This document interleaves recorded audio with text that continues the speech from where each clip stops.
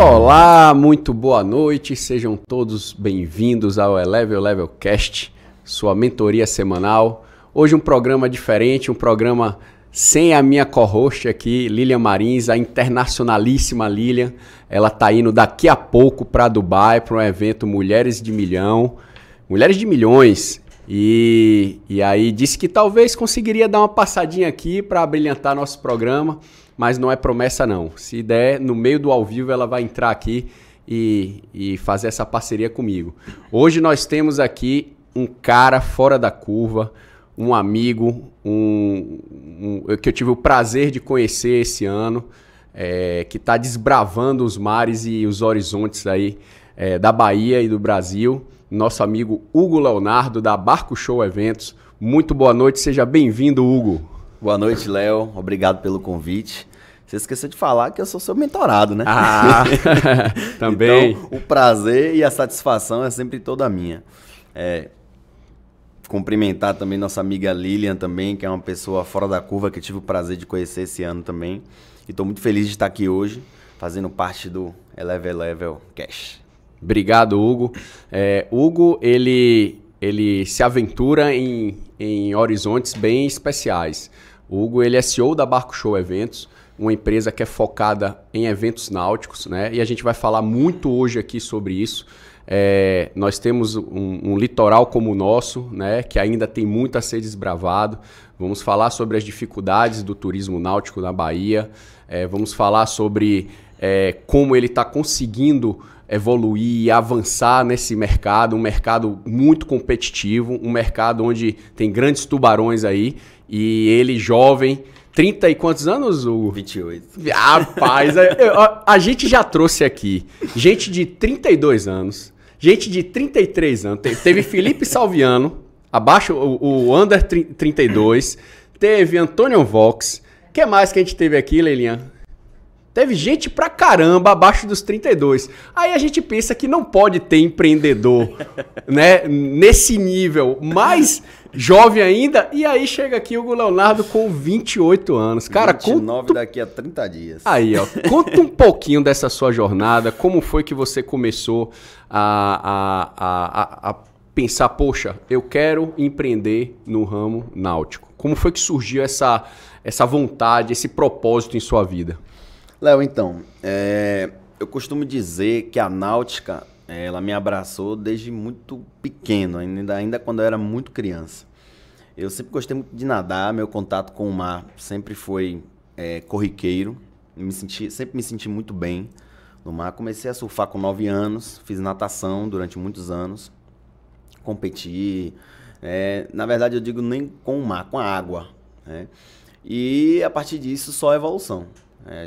Fui partindo para o mergulho, o surf nunca saiu de mim, eu ainda gosto, embora estou bastante afastado por conta do tempo, da agenda, né? Mas inclusive essa semana eu estava comentando sobre isso, preciso muito voltar a surfar, é um esporte que me faz muito bem.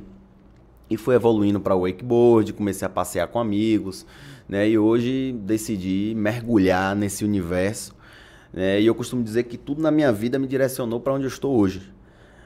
Desde do meu outro negócio, né? Que a gente vai falar um pouquinho dele vamos também. Vamos falar um pouquinho dele já, que eu comecei aos 13 anos de idade.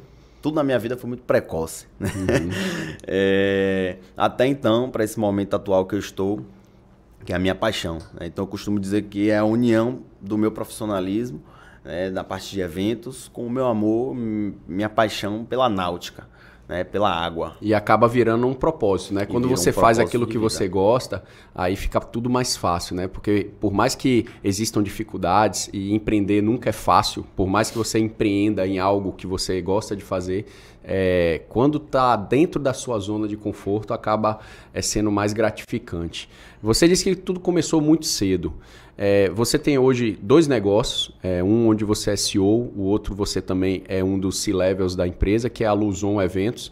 Fala um pouquinho primeiro da Luzon e aí como você fez essa transição, se é que você já fez a transição, se hoje você está com um pé em cada barco, digamos assim, né? Já que ele está falando de náutica, e se você pretende fazer uma transição realmente 100%, a gente já falou muito disso aqui, né? Às vezes o empreendedor fica em 2 negócios e com medo de dar um passe e abandonar aquele negócio que é a sua estabilidade para ir para aventurar algo novo.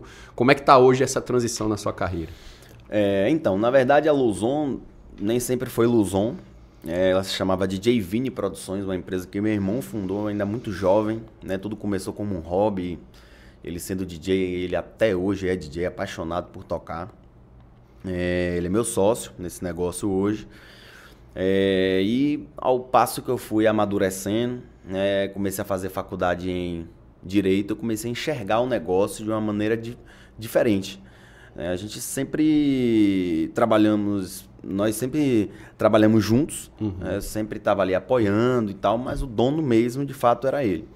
Em um determinado momento, eu chamei ele para conversar e falei, olha, eu tenho interesse de mergulhar de cabeça, né? Meados ali dos meus 16 anos. Foi acontecendo de uma forma muito natural, eu já estava bem envolvido com todo o negócio. Foi quando também eu já estava um passo para entrar na faculdade. Na verdade, sim, estava um passo para entrar na graduação em Direito. Sim. E aí eu comecei a me envolver com o negócio, o tempo foi passando e eu mantive uma vida paralela, né, entre o Direito e o negócio. E nesse período de 5 anos, eu cuidava tanto da parte estratégica da empresa, montei todo um planejamento de crescimento dela, né? Comecei melhorando os serviços, implementando procedimentos, fazendo controle financeiro, contratando pessoas. Sempre na área de eventos, casamentos, festas. Sempre na área de eventos. Hoje o nosso nicho principal são casamentos e eventos corporativos. Certo. A parte que a gente mais atua hoje, que tem mais liquidez para nós, é essa parte. E aí, quando chegou em um determinado momento dentro da faculdade, especificamente no 7º semestre, eu parei e pensei, olha, preciso decidir o que é que eu vou fazer da minha vida. Ou eu vou cair de cabeça no Direito, na graduação, que não era um desejo meu, né? Embora eu tenha um grande apreço pelo meu curso, né? Eu digo que o meu curso hoje é um dos maiores ganhos que eu tive em toda a minha vida. Ou eu vou mergulhar de cabeça no mundo do empreendedorismo. Foi quando eu decidi, de fato, seguir com o meu negócio. Naquele momento eu já era sócio, né? E tomando essa decisão, também não tomei a decisão de abandonar a faculdade, decidi concluir e mais focar a maior parte do meu tempo na empresa. A empresa já estava decolando e a partir desse momento decolou ainda mais, né? Nós unimos forças ainda mais, eu e meu irmão, e esse negócio começou a crescer bastante. Em um determinado momento, começou a passar pela minha cabeça que faltava algo. Fui DJ também. Fui DJ. Olha lá, DJ Hugo Leonardo. Tinha um nome? Hugo. Tinha um nome? Era DJ Hugo. Sim. Fui DJ também durante um período. Precisei parar, porque era muito difícil gerir um negócio. Ser DJ e dar tempo à família, dar tempo aos amigos. Era uma coisa que eu sentia muita falta, né? Estar presente com a minha família. A gente perdeu não, né? Deixamos de viver muitos momentos. Tínhamos que abdicar de muitas coisas. Pela nossa empresa, porque enquanto a gente está trabalhando, as pessoas estão curtindo e vice-versa. Né? Minhas folgas eram as segundas-feiras. Né? Eu conseguia descansar nesse dia. Mas, voltando aí, sempre passava pela minha cabeça, olha, falta alguma coisa aqui que eu não sei o que é. Não é isso. Não é esse seu sonho. Não quero concluir a minha vida nisso. A essa altura do campeonato, meu irmão tinha adquirido um jet ski. Primeiro me convidou para comprar. Eu neguei, disse que era muito caro. A gente vai falar disso daqui a pouco. Certo. Um tabu enorme, muito caro, coisa de vai gastar dinheiro à toa, a gente tem que investir mais na empresa, não vamos fazer isso. E ele falou, sempre foi um sonho meu, eu me preparei, eu vou comprar sozinho. Compre. E aí apaguei aquilo ali da minha memória e segui. Um belo dia ele, olha, comprei o jet ski, vamos dar uma volta? Eu falei, vamos. Lá se vai eu. Rapaz, foi o fim da picada.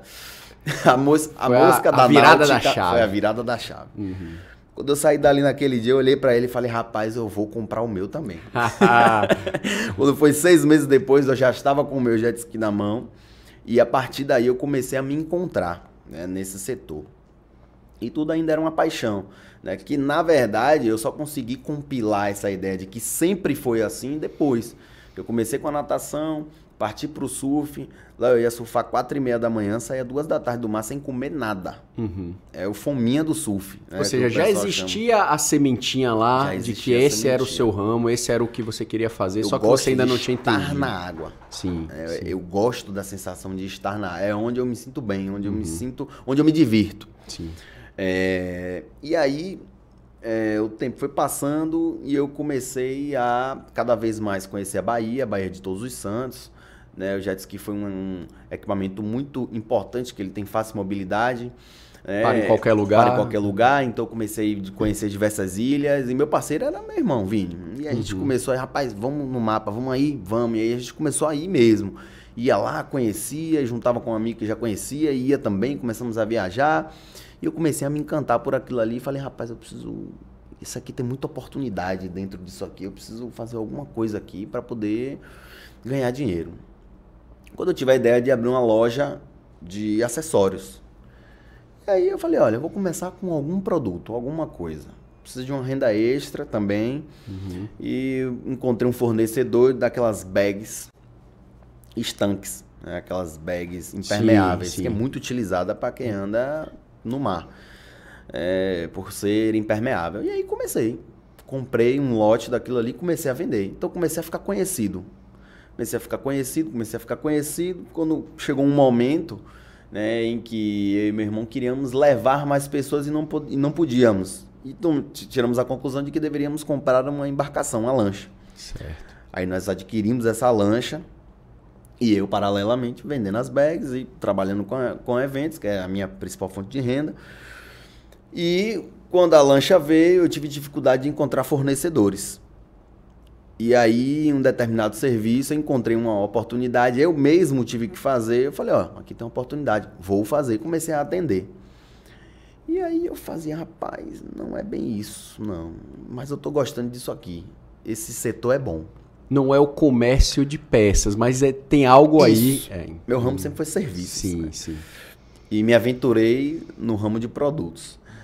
Mas eu ficava, rapaz, isso aqui é muito bom. E aí, assim, eu comecei a enxergar cada vez mais oportunidade. Exemplo, tinha um evento de jet ski, onde era tudo pago e tal. No grupo que eu entrava no evento, eu conseguia vender várias bags, pagava meu custo, ainda conseguia lucrar, ainda conseguia me divertir. Falei, rapaz, esse negócio é bom. Tem muita oportunidade. E comecei, e por ter conhecido a Bahia de Todos os Santos, eu passei a enxergar o potencial. A imensidão do potencial, de oportunidades que existem aqui. Isso foi cada vez mais me despertando. Quando foi um belo dia, intuitivamente, né, não sei especificar de que forma eu cheguei na ideia. Vou fazer um evento. Vai ver, na minha cabeça, rapaz, eu vou fazer uma feira náutica. É isso. Aqui nunca teve. Aí fui pesquisar. Rapaz, será que já teve feira náutica aqui? Fui pesquisar, tinha visto algumas iniciativas bem pequenas, né? Um mostruário ali, um final de semana com uma determinada marca que fez um coquetel. Falei, rapaz, precisa e a Bahia merece e tem potencial para ser a maior do Brasil. Vou fazer. Isso foi em 2019, início de 2019, final de 2018 para início de 2019. A partir daí, minha cabeça já começou a focar nisso. Então, eu comecei a ir a São Paulo para ver referências. Para ganhar expertise. Para ganhar expertise. Eu precisava ver quem já fazia, né? E melhorar aquele modelo que já existia.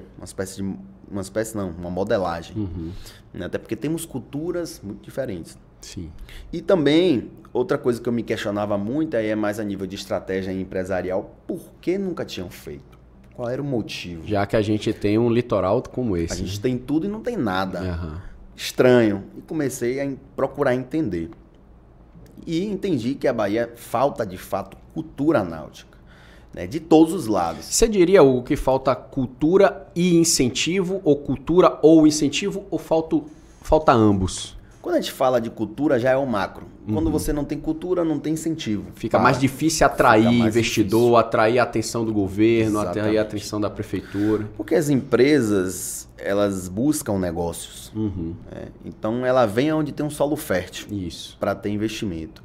E para ter esse investimento, precisa de incentivo. E incentivo nasce da cultura. A cultura para. Tá, mas vamos lá.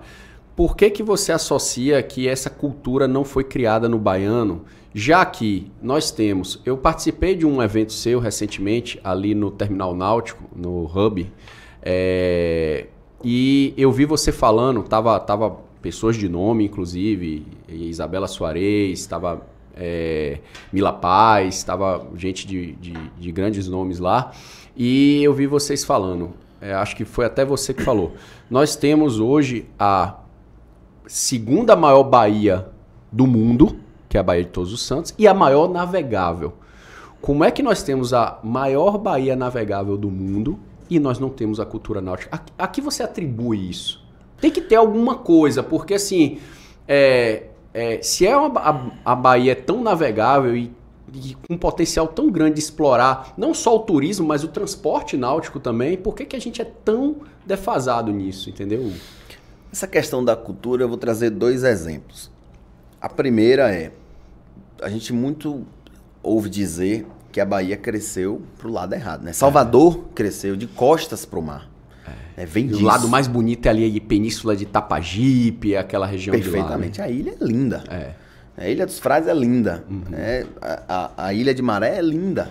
São lugares incríveis, lugares com grande potencial de turismo, né? Com grande potencial de lazer náutico. Mas, quando você está de costas para isso tudo, você acaba gerando uma cultura para outras coisas. A gente sabe que na Bahia a gente tem um país tropicalizado, a gente tem um estado tropicalizado. Estados tropicalizados, culturalmente, as adversidades são menores, então a gente tem um crescimento econômico, isso é historicamente comprovado, né? Mas, assim, tudo parte do incentivo. Só para você ter noção, isso já existiu e acabou. Um exemplo de falta de cultura, de continuidade, é um atracadouro que existe ali. Ele se deteriora com o tempo. Se você não reconstrói, você vai perdendo a cultura. E a gente não tem infraestrutura, né? Eu sei que para se encostar, por exemplo, navios de cruzeiro aqui é uma dificuldade, né? Nem todos podem encostar. A Bahia já foi um dos maiores portos do mundo inteiro.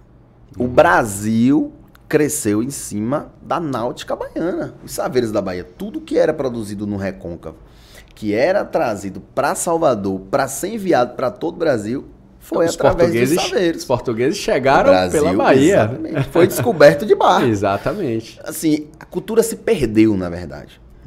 A gente, essa semana, eu tive a oportunidade de ter acesso a algumas imagens, da região do comércio ali, que nem sempre foi daquela forma, ali foi tudo aterrado e tal. Mas quando você olha a quantidade de embarcações, você se assusta, que existiam aqui. E aí, eu parto um pouco para o Amazonas, né? Nós fizemos um evento lá recentemente, foi um sucesso. O Barco Show Amazonas. E qual é a diferença da Bahia para o Amazonas? O Amazonas tem cultura náutica, mas por quê? Porque é um estado de necessidade. As estradas são os rios. Então, existe uma cultura de necessidade. Então, não se criou essa cultura de necessidade na Bahia. Então, isso foi se perdendo com o tempo. E, em contrapartida a isso, a questão do tabu, né? Como a náutica ser um artigo de luxo. E mas ele não é um artigo de luxo inacessível. Eu gosto muito de comparar a náutica ao automotivo, né? Hoje você tem carros populares, hoje você consegue comprar um barco a preço de carro popular. Então, quem tem condições de ter 2 carros populares, por exemplo, tem condições de ter um barco, tranquilamente.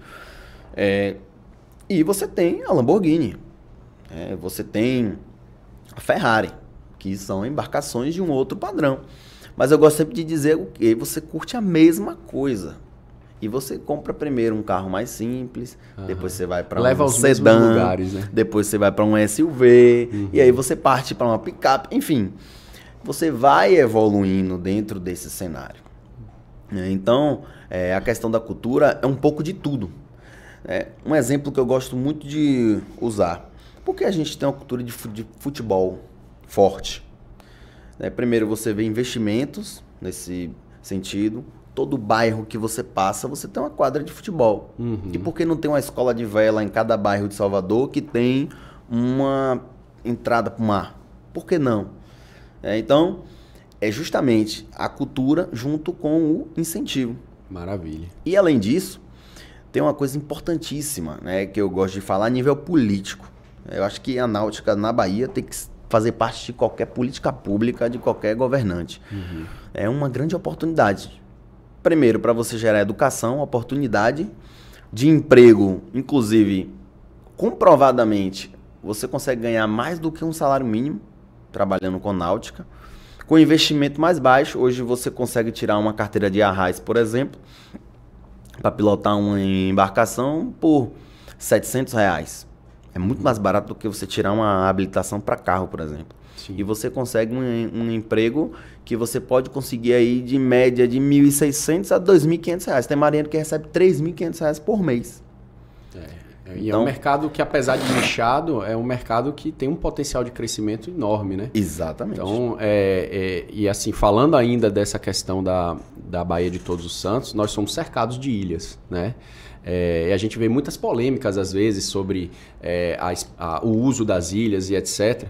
E a gente vê que, acho que talvez até pela falta de cultura, como você falou, as pessoas não acreditam e não investam nas ilhas. Nós temos, você falou, a Ilha dos Frades. A Ilha dos Frades hoje é uma das ilhas mais bonitas, pertinho da gente, né? Você navega rapidamente, está lá, já tem infraestrutura. O que você acha que falta para incentivar não só a iniciativa pública na parte de infraestrutura, mas a iniciativa privada a investir nas ilhas, a criar conceitos de turismo náutico? O que falta, assim? Falta mais engajamento da iniciativa privada ou realmente tem receios de evoluir nisso por questões políticas e econômicas? Léo, o empresário ele quer uma cama confortável para ele deitar. A instabilidade, né, política, econômica, a instabilidade legislativa, né, judiciária, são coisas que atrapalham os investimentos. E aqui na Bahia não poderia ter sido diferente. Você mencionou Ilha dos Frades, projeto incrível. É um projeto de primeiro mundo. Você chega na Europa, você consegue enxergar perfeitamente projetos como os da Ilha dos Frades, executados, dando muito certo, gerando emprego, renda, preservando. Isso é comprovado. Mas a instabilidade do nosso país atrapalha bastante todo esse desenvolvimento. Veja há quanto tempo o projeto da Ilha dos Frades demora, né? Por questões de instabilidade. Então, assim, primeiro a gente tem que resolver as questões políticas, né, judiciárias, principalmente legais, legislativas. Incentivar, e quando eu falo incentivar, é de todos os lados, abertura de crédito, incentivo fiscal, área, né, qualificação, para que a gente possa abrir as portas para investimentos como estes. E que aí que venham mais iniciativas privadas e que tem muitas outras ilhas ainda que são tão bonitas quanto e que não estão sendo exploradas, né? Aí quando fala explorar, as pessoas acham que explorar, vamos desmatar, vai destruir corais, aí começa todo aquele conceito e preconceito sobre isso, quando na verdade tudo é feito de forma a melhorar. Eu acho que quando tem atividade econômica, se cria proteções, se cria mecanismos de proteção. Não é uma exploração indevida. Você acha que isso também pode ser, esse pré-julgamento pode ser algo que dificulte a iniciativa? Com certeza. Hoje em dia está mais do que comprovado que a presença do empreendedor, principalmente na parte turística, é um exemplo. A presença de um hotel em determinada região gera preservação. Pela área que ele ocupa. Hoje em dia está em tendência altíssima a questão da hospedagem diferenciada, né? Com ambientes naturais, né? Cada vez mais rústico. Então, isso é uma forma de preservar. Além disso, até o próprio quebra-mar, que é tão preconizado, né? Existem estudos na linha de que o quebra-mar gera preservação. Claro, tem questões de correntes, né? Questões de correntezas, né? Que você pode... Enfim, tem que haver um estudo para aquilo ali. De impacto ambiental. De impacto ambiental. Mas, assim, hoje eu digo que a gente precisa pensar no equilíbrio, né? Não no preconizar. A gente também não pode requerer que aquilo ali, que tem um potencial grande, fique ali intacto, né? Sem a gente explorar aquilo ali de forma consciente, né? Mas também a gente não pode permitir que aquilo ali seja degradado. Então tem que haver um equilíbrio, né, entre o investimento que vai ser feito naquela região com o impacto que vai causar e gerar políticas de preservação. Né, como é chamado hoje? É recomposição, não é? Tem um nome, rapaz, que diz... Mas que são voltados para preservação. De você devolver aquilo que você retirou. Que você causa, esse impacto que você causa, ele tem que ser devolvido e em escala muito maior, inclusive, daquele impacto, do que aquele impacto que você causa. Existem muitas formas. Eu acho que esse é o caminho. E aqui um momento mentoria. Observem que o Hugo está falando aqui de uma área, de um setor que ele é apaixonado, né? E que resolveu empreender nessa área, mas eu sempre digo, não é você empreender porque é seu sonho e sair de qualquer jeito. Ele estudou o mercado, ele sabe do que ele está falando, ele sabe das dificuldades, ele entendeu as políticas públicas, ele começou a se relacionar com esse ambiente para que ele pudesse ter sucesso no negócio dele. E sucesso no negócio, Hugo, que a gente estava falando aqui antes do programa começar, que deve ter sido ainda mais difícil pela sua idade, né? Você tem 28 anos, entrando num setor onde é um setor de luxo, né? De milionários, bilionários, normalmente de idades até um pouco mais avançadas, e aí chega Hugo Leonardo com 28 anos, e peraí, olhem para mim aqui. Bater na porta. Vou fazer um evento, eu tenho esse estaleiro, chama esse. Como é que funcionou isso? Como foi que você foi recebido dentro desse nicho de luxo? Léo, fazer um evento... Assim, primeiro, eu tenho orgulho de dizer que hoje a Barco Show é uma empresa muito credibilizada. Todas as nossas iniciativas, nós tivemos apoio da política pública. Nós já fizemos evento, 2 aqui na Bahia, em feiras náuticas, 2 na Bahia, 1 em Sergipe, 1 no Amazonas, e vamos expandir no ano que vem para Recife. Vamos fechar o eixo norte e nordeste aí em 4 regiões potenciais, e tem mais regiões chegando aí, breve novidades. As barreiras baianas já não são mais limites para você. Os limites já foram já superados. Mas assim, foi um processo muito difícil, né? Mas eu já tinha passado por isso. Eu comecei muito jovem, né, a minha jornada. Então imagine um garoto de 16 anos competindo com empresas enormes dentro do meu mercado e de igual para igual. Eu já ouvi empresário falar assim, rapaz, tem que cortar as pernas desses meninos que tá muito ousado. Eu já ouvi isso. Imagina. A pessoa não sabia que era eu e eu escutei. Mas em silêncio eu dei a resposta com o meu trabalho. Isso aí. Eu aprendi isso. A escola do mercado de eventos, ela foi muito cruel. E por ser jovem, foi muito importante para o que eu estou vivendo hoje. Hoje eu vivo o mesmo momento que eu vivi lá atrás, só que o nível hard. Então eu quero entrar no nível expert. É isso aí, não pode... toda vez que atingir a meta, a gente vai dobrar a meta, superar a meta e buscar coisas, horizontes maiores. Vamos falar um pouquinho aqui dos nossos patrocinadores, Paulinho? Bota aqui na tela, nosso parceiraço aqui, Restaurante Wina Esportes e Gourmet, sua experiência gastronômica em condomínios empresariais e residenciais de luxo. E eu falo empresariais porque vem novidade aí. A gente não pode antecipar ainda porque não está fechado, mas vem coisa boa por aí. O Wina hoje está lá no Le Parque, está em Alphaville 2 e com planos de expansão. Cardápio Primavera-Verão no fogo, vai sair agora e muita novidade boa aí. Quem mais está com a gente, Paulinho? Casa Tua, sua boutique de móveis soltos. Se você quiser decorar a sua casa, procura a Casa Tua aí. Nosso parceiro está aqui nos ajudando a brilhantar nosso background aqui, nosso cenário. Obrigado aí a Casa Tua também pela parceria desde o início. Beleza, vamos seguir aqui, Hugo.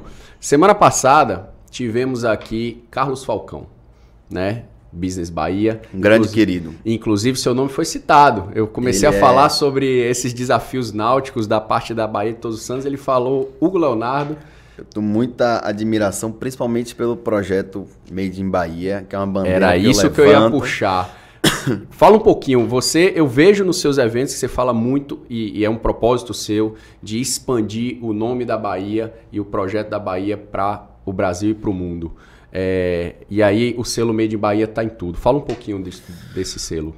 Cara, e desse esse projeto ele é sensacional. A Bahia precisa desse projeto. Inclusive, aproveitar, parabenizar o amigo Carlos Falcão, né, pelo projeto e pela abrangência que esse projeto já está. Inclusive, já deixei minha disposição para esse projeto 100%.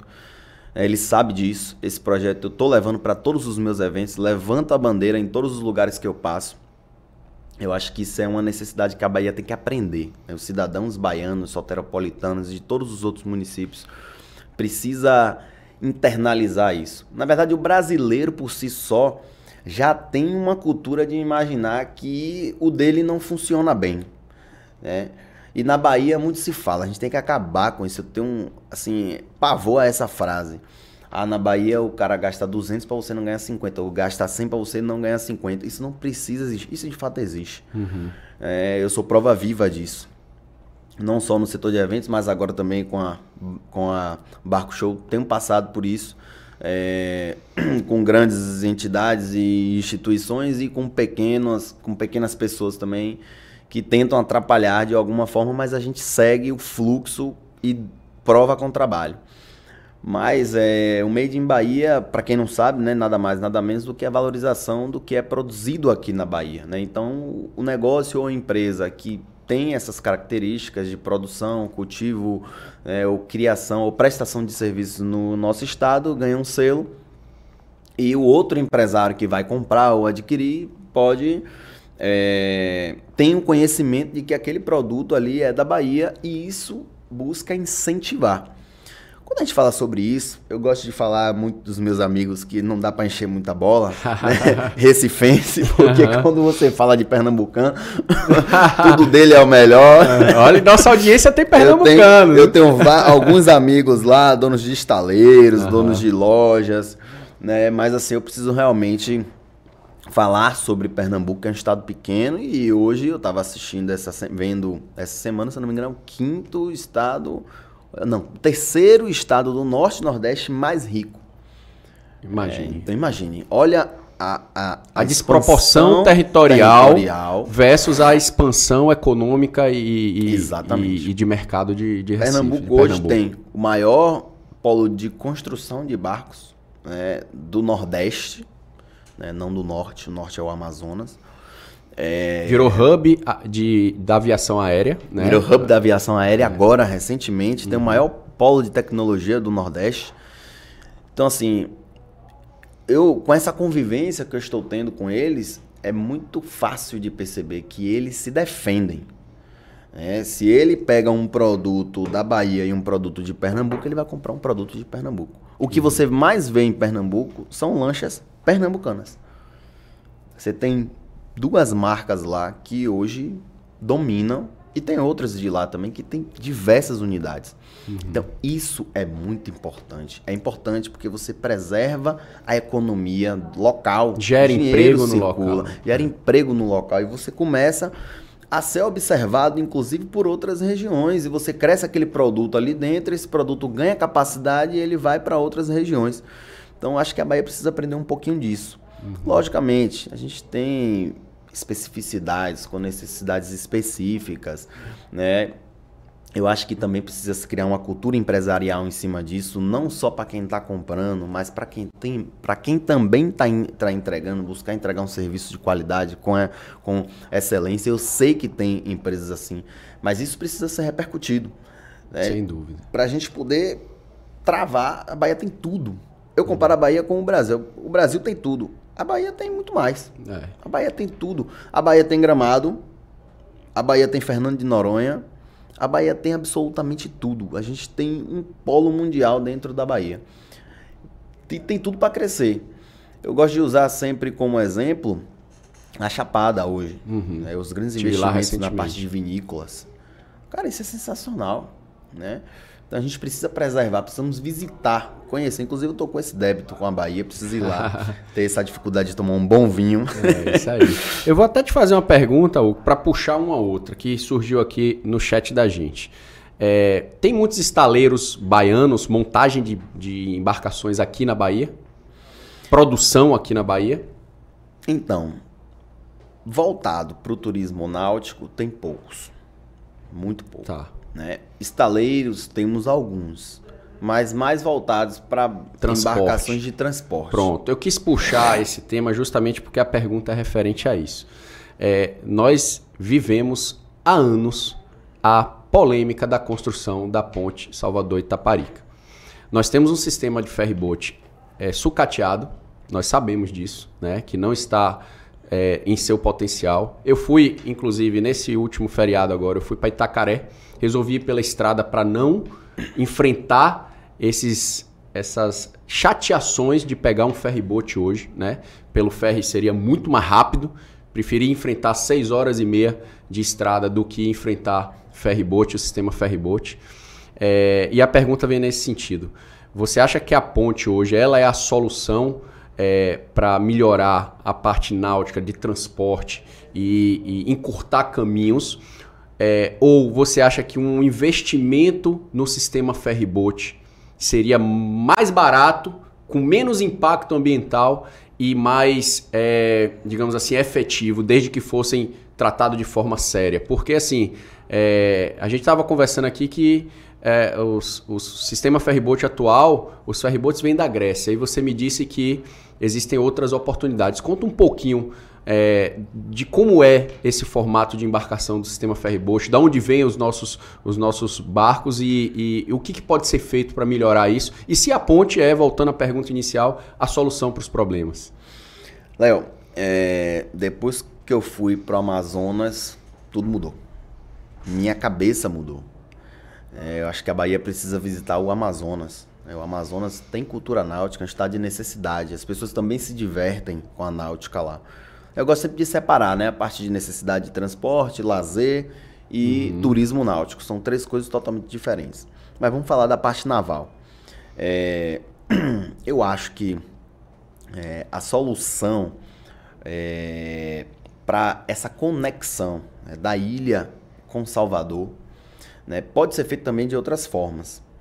A ponte, logicamente, é a forma mais rápida, mas também é a mais cara. Eu falo mais rápida de você se locomover. Mas é a mais cara tanto de impacto no ambiente, quanto também em valor econômico. Quanto em valor econômico. Eu li um artigo uma vez em que ele falava justamente sobre isso. Sobre a possibilidade de algum investimento em aumentar a frota de navios da parte do ferry-boat, né? Investimento em motores mais potentes para diminuir o tempo de travessia, também é uma outra possibilidade, justamente para tentar dar uma celeridade e um dinamismo maior para essa travessia. Não é uma travessia curta, né? É uma travessia longa, só que é o seguinte... Eu tenho um tio que atravessa a nado, então não pode ser tão longa assim. Tem gente atravessando a nado. Assim, não é longa assim, sim. Eu gigante. Tô brincando, mas... No Amazonas tem gente que atravessa durante 5, 6 horas para chegar em uma determinada região e seguir viagem, por exemplo, porque não tem estrada. Mas assim, eu acho que caberia, né, um estudo para se tentar viabilizar, aí eu como defensor da bandeira náutica, se tentar viabilizar a melhoria dessa travessia com os ferryboats. Mas essa construção desses ferryboats é possível ser feita aqui a nível nacional, a nível baiano, ou a gente tem que continuar importando o ferry da Grécia? O Amazonas certamente tem potencial. Inclusive eu fui questionado pelo governador, há pouco tempo atrás, em uma oportunidade em que estivemos juntos, e ele me perguntou, a gente precisa de mais ferryboat. Tem que ir na Grécia comprar? Eu falei, não, Amazonas. Se você quiser, eu olho tudo para você. O Amazonas constrói embarques. A gente o Brasil não tem noção do que tem lá de náutica. Léo, é realmente assim, surreal. Eu estava na dúvida, né? Se eu ia fazer o evento lá ou em algum outro local. Mas no momento em que eu pisei meus pés, que eu comecei a ver, eu falei, não tem dúvida. Fui recebido pelo governador lá também, então isso foi um ponto muito positivo. Não, desculpe lhe interromper, mas é porque é importante a gente registrar aqui. Olha que informação importante o Hugo está trazendo. Hoje, o nosso sistema ferry-boat, todas as embarcações vêm da Grécia. Ou seja, ele é construído lá, utilizado lá, vem de forma, acho que usada, e atravessa o oceano navegando para chegar até aqui. E nós temos aqui do lado, no Amazonas, a possibilidade de construir essas embarcações. né? Então, poxa... O Amazonas constrói hotel flutuante. Eles fazem tudo lá. Tudo lá. Embarcações, inclusive, comparadas em tamanho a da Bahia, que nós temos aqui. E eu só pude ver isso indo lá, presenciando. Sim. E dá para trazer navegando tranquilamente. Se vê da Grécia navegando, quanto mais. Os mais novos, sim, os mais antigos eu não sei dizer aonde eles foram feitos. Mas esses, Ivete Sangalo, Dorival, todos adquiridos na Grécia. E trazidos para cá. E aí temos o quê? 2 atracadores de cada lado? Como é que funciona isso? Porque eu vejo também muitos boiando lá, ancorados no meio do mar, né? Nós temos 2 aqui. Inclusive, isso é um entrave para o crescimento, para a aquisição de mais embarcações e gerar, até porque o embarque e desembarque demora bastante. Se eu não me engano, lá na ilha são 4 ou 3. Em que tem 2 que ficam sempre ocupados, né? Que tem 2 ferryboats lá parados. Mas eu acho que caberia a gente tentar. Inclusive, isso iria contribuir bastante para poder dar mais celeridade, né? Até porque a questão eu mesmo tenho casa do outro lado. E assim, dá um dinamismo maior nesse momento, até que a ponte saia. Eu não enxergo a ponte de uma forma negativa, porém eu acho que a gente poderia tentar... Existem caminhos que podem ser explorados até lá. Na verdade, o que eu digo sempre é tem que sair de cima do muro, porque nem o sistema ferryboat vai investir em novas embarcações e na melhoria do serviço com um horizonte de ponte que está por vir, nem a ponte sai. Então a gente fica hoje com um péssimo serviço sendo prestado, porque não tem certeza se essa ponte vai ou não vai sair, e acaba que não dá nem para a gente cobrar, né, do sistema ferryboat investimentos altos para que daqui a 1 ano, 2 anos, 5 anos, quando sair a ponte, eles acabam perdendo essa capacidade de desaguar esse investimento, porque aí sim ninguém mais vai utilizar o sistema ferryboat. Realmente precisa sair de cima do muro, né? Mas, Léo, a gente está falando aqui de ferryboat, mas tem um outro ponto também. Hoje na Baía de Todos os Santos não existe uma conectividade dela. Se você perceber, a gente tem diversos municípios no entorno da Baía de Todos os Santos. E você não tem, por exemplo, se você quiser ir daqui para Maragogipe, como é que você iria hoje? Pela estrada. Pela estrada. Aí tem o entrave do ferryboat, que seria a maneira teoricamente mais rápida. Aí você vai pela estrada. Seria muito mais rápido ir navegando, por exemplo. Se você criar ramais náuticos, você começa a conseguir ir para Camamu, Barra Grande, de Barra Grande para Itacaré, né? Sistema de transporte público de navegação dentro da Baía de Todos os Santos. Seria sensacional. Sensacional. Tudo bem, dentro da Baía de Todos os Santos, nem sempre é a mil maravilhas da navegação, mas você pode investir em embarcações que tenham essa capacidade. E você consiga criar, por exemplo, fazer com que o turista saia daqui de Salvador em uma linha pública, né, vamos dizer assim. Vamos curtir uma praia em Itaparica, que na minha opinião é uma das praias mais maravilhosas que você tem dentro da Baía de Todos os Santos. Sair aqui, sei lá, pegar um transfer de 40 minutos, já tem embarcações que conseguem fazer isso, inclusive em menos tempo, né, 30 minutos, já soube de embarcações de 25 minutos, um projeto inclusive chamado de Mob Tour, né, que está um pouco paralisado, mas um projeto sensacional, né, para que a pessoa vai lá, curte a praia dela e retorna. Né? Isso você já começa a implementar uma cultura náutica dentro das pessoas que vão até lá. Vamos dar ideia aí para iniciativa privada, vamos fazer Uber náutico, né? Quem sabe não surge alguma coisa aí nesse sentido. Eu acho que tem espaço, né? A oportunidade tem. Se você perceber, aqui em Salvador não tem um passeio turístico. Não tem. Você chega ali em Recife, você tem um passeio das 5 pontes. Você chega em Aracaju, você tem um passeio que te leva para a Coroa do Goré. Qual é o passeio que você vai? Tem algumas escunas, né, que saem ali mas não é uma coisa formalizada, né, a nível de transporte mesmo. E a qualidade também das embarcações, exatamente, tudo já deixando bem a desejar. Hugo, a gente está perto de chegar aqui no fim do programa.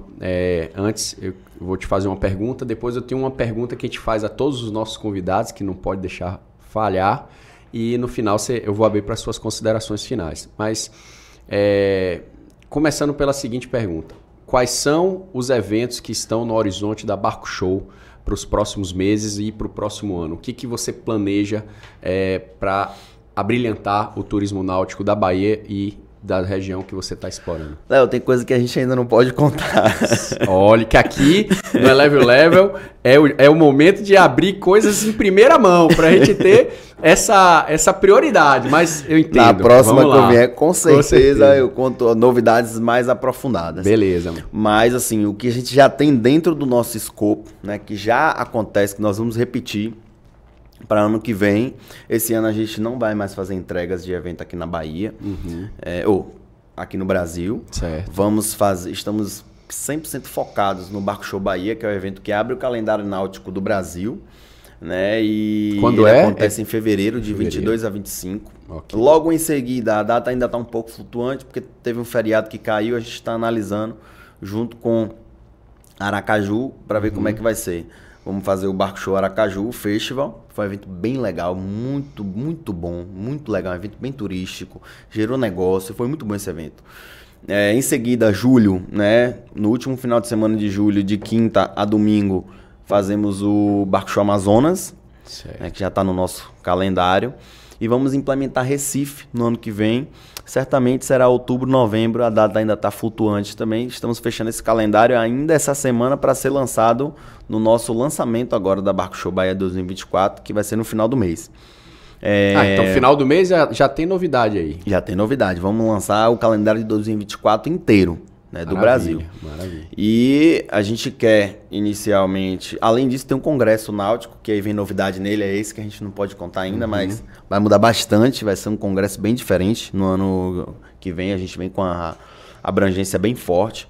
Né, e ano que vem a gente repete também a Marriata, que nós vamos fazer, e implementamos o Festival Náutico de Bom Jesus, que acontece que nós realizaremos junto com a Fundação, lá na Ilha dos Frades, na Ilha de Bom Jesus, perdão, que inclusive é uma ilha incrível também, com uma estrutura incrível. A ilha é realmente um case de sucesso, né? Tem uma infraestrutura assim, impecável, tá linda. Quem puder ir visitar, vai com a família, vai para Madre de Deus, que não tem embarcação, pega um barquinho, vai lá. É realmente muito bonito, tem praias lindas, água limpa, né? Água 100% limpa. Uma curiosidade, só falando de água limpa. Sim. A Baía de Todos os Santos tem uma grande vantagem. Ela não tem poluição. Não tem esgoto sendo jogado de maneira direta. Todos os esgotos que são jogados dentro da Baía de Todos os Santos são tratados. Essa foi uma informação de uma pessoa da Codeba que me passou isso tem muito tempo. Que na época do presidente João Henrique, foi feito um grande investimento. Projeto chamado aqui. Bahia Azul. Bahia Azul, exatamente. E todo esgotamento que caía na Baía de Todos os Santos foi retirado. Então, hoje a gente tem a Baía de Guanabara no Rio de Janeiro, que estão tentando salvar. E a gente tem uma Baía aqui 100% limpa, com águas lindas. Ou seja, cheio, um mar de oportunidades. Um mar de oportunidades, né? Desculpem a redundância. Exatamente. Então, voltando ao que a gente estava falando, a gente vai focar, né, em 2024 no fortalecimento do Norte e Nordeste, né, e temos algumas ideias de expansão para outras áreas do Brasil, mas também para o internacional. A gente já está mirando, já estamos com alguns projetos já em andamento, né, a nível interno, para a gente começar a fazer captação e expandir. Maravilha, Hugo. Nosso trabalho. Show de bola. Temos a pergunta final, que é a pergunta que a gente faz a todos os nossos entrevistados aqui, que a gente deixa a galera com, como diz Lilian Marins, borboletas na barriga, né? Que é o seguinte: você ainda é muito jovem, 28 anos, mas já contou aqui muito da sua jornada, já tem muita história para contar. Mas se de repente toda a história de Hugo apagasse, né? Se alguém fosse na internet pesquisar quem é Hugo Leonardo, ia aparecer nada, sumiu tudo, mas deram a você a oportunidade de dizer e deixar um único legado, alguma coisa que toda vez que pesquisassem Hugo Leonardo, essa coisa ficaria inapagável. O que você deixaria? Como é que você gostaria de ser lembrado? E pode ser uma frase de impacto, pode ser algo pessoal, de desenvolvimento pessoal, pode ser algo do seu profissional, um legado que você quisesse deixar. Eu sei que a gente pega todo mundo de surpresa aqui, mas o objetivo é esse, porque aí sai mais natural e sai mais verdadeiro. A pergunta foi uma surpresa, mas de cara veio uma coisa na minha cabeça e eu vou deixar esse legado. Perseverança. eu quero que as pessoas lembrem de Hugo como uma pessoa perseverante, que nunca desistiu. Desistir nunca foi uma opção para nada. Eu tenho exemplos na minha vida de que, rapaz, não vai dar certo. Vai dar porque eu vou fazer dar. É isso aí. Eu acho que as coisas funcionam desse jeito. Né? Quando você é perseverante, tem que ser o chatão, sabe?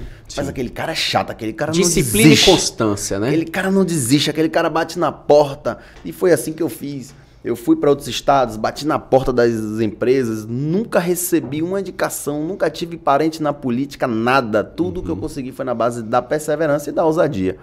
Então esse é o legado. Sejam perseverantes, sempre, contudo, não desistam. Olha que recado fantástico. Quando eu digo que esse programa é uma mentoria semanal, vocês não acreditam. Vamos lá, Hugo. Muito obrigado. Foi um programa sensacional, de um engrandecimento fantástico e muito mais, de um tema que normalmente é pouco explorado. Então é bom a gente trazer vários temas aqui e esse tema foi muito pertinente nesse momento. Eu queria abrir aqui para suas considerações finais. Aqui a gente pode mandar beijinho, pode mandar recado. Fica à vontade, esse espaço agora é seu. Se é para mandar recado, eu não posso deixar de lembrar da minha família, né, que está sempre comigo, pai, mãe, irmão, são as 3 pessoas mais importantes da minha vida, e a minha noiva. Não esquece também. Da noiva, vira problema. Que são as 4 pessoas hoje mais importantes da minha vida, que são a base de tudo, né? Sem eles não seria nada. Mas o recado que eu quero deixar, primeiro, puxando o lado para minha sardinha, né? Conheçam a náutica, né? Se permitam a conhecer esse mundo, né, uma possibilidade, é um mundo de network importante, né? Quando você tem uma embarcação, você não só abre uma nova esfera de lazer, mas também abre uma nova porta para negócios, né? Eu já fiz muitos negócios no mar, muitos mesmo. A gente sabe hoje que quem tem uma embarcação, quem tem acesso, são pessoas de potenciais, mesmo que sejam pessoas ali que estão em fase de crescimento e tal, mas são pessoas com um mindset diferente. Então abram a porta para esse mundo. A náutica é possível, hoje tem diversas possibilidades. Conheçam, visitem a Barco Show. E além disso, eu queria dizer que no mar tudo inicia e tudo termina. Viemos do mar e para lá nós vamos. Show de bola, maravilha. Deixar aqui no finalzinho do programa um forte abraço, uma excelente viagem para minha amiga, minha mentora, minha co-host, Lilian Marins. Muito sucesso, eu sei que você vai arrebentar lá em Dubai, junto com as mulheres da Bahia que estão te acompanhando. Te desejo muito sucesso, que faça uma boa viagem. Próximo programa nós vamos tentar, Paulinho tem um desafio aqui de gerar um link internacional para a gente conectar com Lilian lá na quarta-feira que vem. E breve está de volta com a gente. Pessoal, muito obrigado pela audiência de vocês. Até a próxima. Um forte abraço e eleve o level.